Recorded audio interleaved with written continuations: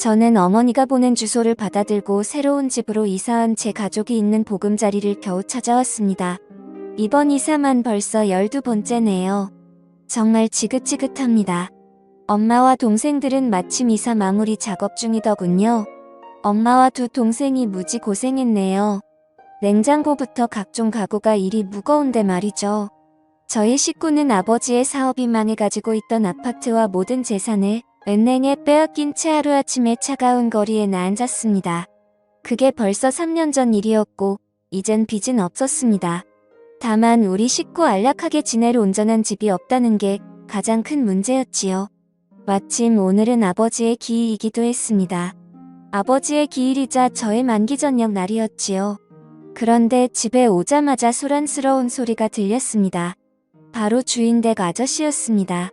얼굴을 보니 인상부터가 상당히 험악했지요. 별로 마음에 들진 않았습니다. 주인댁 아저씨는 저희가 이사 오면서 멀쩡했던 대문이 파손됐으니 이를 저희에게 변상하라고 우겨댔습니다. 제가 뭐라 설명을 해도 멍청한 속이에 격릴지더군요. 그것도 아무런 증거도 없이 막무가내로 우리에게 덮어씌우니 참으로 답답했습니다. 원래부터가 이랬는데 말이죠. 저는 가뜩이나 아버지가 없는 것도 서러운데 하지 않은 일을 했다는 오해까지 받으니 저녁 첫날부터 기분이 별로였습니다. 그래도 어쩌겠습니까?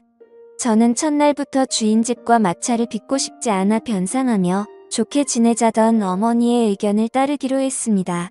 그렇게 그 재수없는 집에서 한 달이 지났을까요? 어느 날 주인집 딸내미와 마주쳤습니다. 이곳 주인집 아저씨에게 저와 비슷한 나이를 가진 자식이 있었다는 사실을 저는 오늘 처음 알았습니다. 그런데 아버지를 닮아서 그런지 여자애가 상당히 기고만장하며 버릇이 없더군요. 세입자 주제에 왜 정문을 사용하냐며 혼잣말로 짜증을 내는 겁니다. 어쨌건 저는 그 후로 그 재수없는 여자애와 마주치기 싫어 뒤에 있는 작은 쪽문만 이용했습니다. 제 어머니와 동생들에게도 뒤쪽에 있는 쪽문을 사용하라고 신신당부했지요. 주인집 딸내미 성격이 보통이 아니라며 가진 흉은 다 보면서요. 마음 같아서는 제 앞주머니로 따끔히 교육하고 싶었으나 참았습니다. 주인집 딸내미 잘못 건드렸다가 무슨 사단이 일어날지 몰랐습니다. 그러던 어느 날이었습니다. 저는 그토록 들어가고 싶었던 대기업에 운이 좋게 취직하게 되었습니다. 그런데 그곳에서 주인집 딸내미를 보았지요. 알고 보니 주인집 딸내미는 저와 입사 동기였습니다. 그 얼굴을 이곳 회사에서도 보니 참 흉한 것 같았죠. 얼굴을 이곳 회사에서도 보니 참으로 재수가 없었습니다. 어찌건 저는 그곳에서 윗사람으로부터 출중한 능력을 인정받아 계속 예쁨과 귀여움을 받았습니다. 그런데 첫 회식 날 예상하지 못한 대형 악재에 휩쓸렸지요.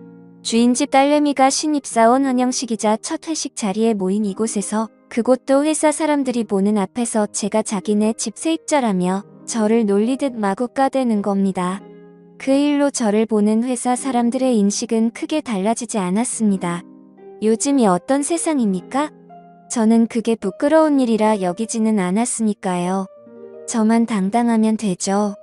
단 저는 주인집 딸내미를 좋은 시선으로 볼 수가 없었습니다.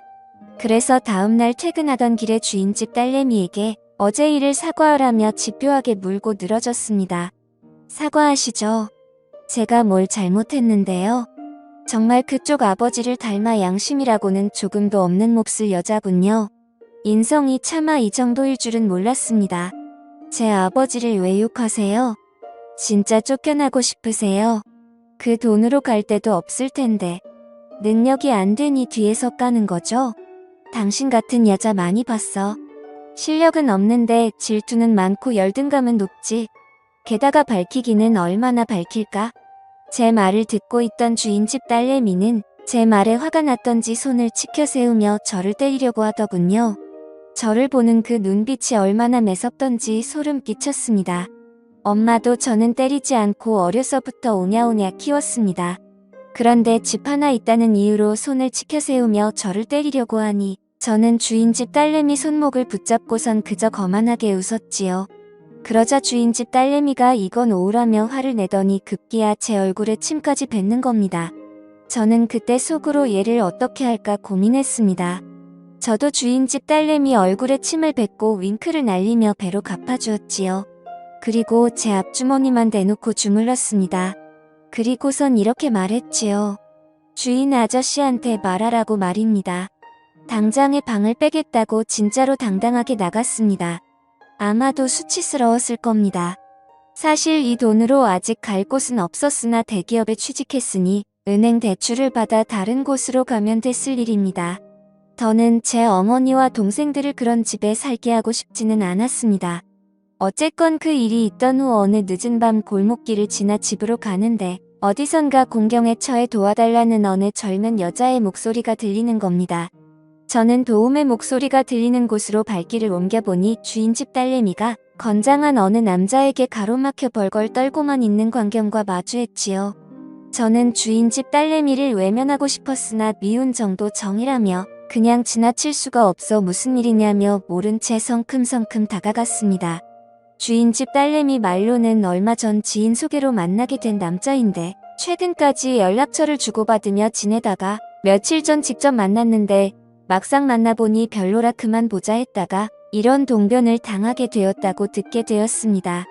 저는 그 남자에게 아무런 사이도 아니면 그냥 갈 길 가라는 소리만 듣게 되었고 저는 마지못해 이 여자와 결혼을 약속한 약혼자라고 거짓말하다가 경찰에 신고하기 전에 꺼지라는 경고까지 날렸습니다. 그렇게 주인집 딸내미는 저의 도움으로 위기에서 벗어났고 그 일이 있던 후 저와 그녀는 회사에서 부쩍 가까워졌습니다. 그래도 서먹하기는 마찬가지였죠. 그러던 어느 날이었습니다. 퇴근하려는데 굵은 소나비가 내리더군요. 주인집 딸내미는 우산을 챙겨왔는데 저는 우산이 없었습니다. 그래서 비가 그칠 때까지 기다렸다 가려는데 간 줄로만 알았던 주인집 딸내미가 저에게 다가와 우산이 크니 같이 쓰고 가자더군요. 저는 없는 살림에 돈을 아끼려고 우산 사는 것도 자제하려고 했었거든요. 어쨌건 저는 주인집 딸내미와 우산을 쓰고 지하철역까지 가는데 그래도 조금은 떨어져 걸었습니다. 그런데 자꾸만 한쪽이 비에 맞더군요. 주인집 딸내미도 한쪽이 젖기는 마찬가지였습니다. 그렇게 우리는 지하철역까지 간신히 왔습니다. 그런데 한쪽이 젖은 주인집 딸내미를 보니 은밀한 옷이 다 보이는 겁니다.